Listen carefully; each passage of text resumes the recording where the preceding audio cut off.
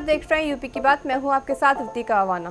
उत्तर प्रदेश सरकार भले ही प्रदेश को बाढ़ से बचाने के लिए करोड़ों रुपए जारी कर रही हो, लेकिन इन पैसों का सिंचाई विभाग में जो हाल हुआ वो हैरान कर देने वाला है।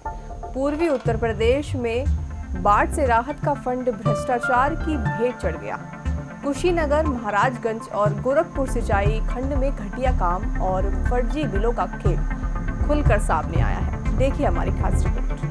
पूर्वी उत्तर प्रदेश में हर साल बाढ़ से जनजीवन अस्त-व्यस्त है। इसी को ध्यान में रखते हुए प्रदेश सरकार ने करोड़ों रुपए का फंड जारी किया ताकि बाढ़ से बचाव के पुख्ता इंतजाम किए जा सके। लेकिन कुशीनगर, महाराजगंज और गोरखपुर सिंचाई खंड 2 में भ्रष्टाचार ने पूरे सिस्टम की पोल खोल दी है। समय पर टेंडर प्रक्रिया पूरी होने के बावजूद कार्यों की गुणवत्ता पर सवाल उठे हैं। स्थानीय सूत्रों के अनुसार लाखों करोड़ों रुपए के कार्यों में बंदरबाट हुआ है।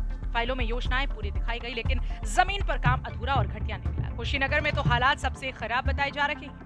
गोरखपुर परिक्षेत्र में बाढ़ खंड को लेकर तमाम बड़ी शिकायतें होती रहती हैं और इस बार फिर से जो है वो बाढ़खंड सिंचाई विभाग बाढ़खंड 2 में शिकायत हुई है। 4 जांच आई हुई है अधीक्षण अभियंता जेपी सिंह के दफ्तर में और उसका जवाब अब तक शायद उन्होंने नहीं दिया है।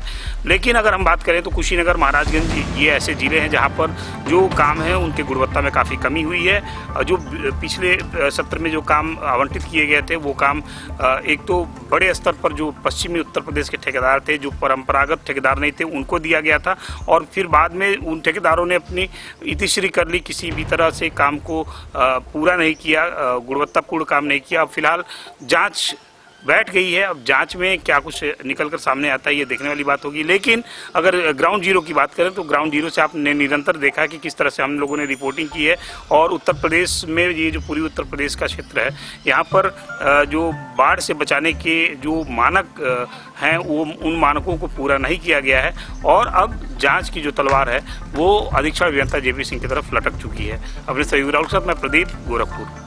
जब पूरे मामले की पोल खुली तो शासन ने इस मामले में विभागीय जांच के आदेश दे दिए हैं। अब देखना ये होगा कि जांच के बाद कोई ठोस कार्रवाई होती है या फिर मामला कागजों में ही दबा दिया जाता है। फिलहाल गोरखपुर मंडल के सिंचाई विभाग में जांच की आंच तेज है, लेकिन जनता यही चाहती है कि जो पैसा उनकी सुरक्षा के लिए आया था वो ईमानदारी से खर्च हो।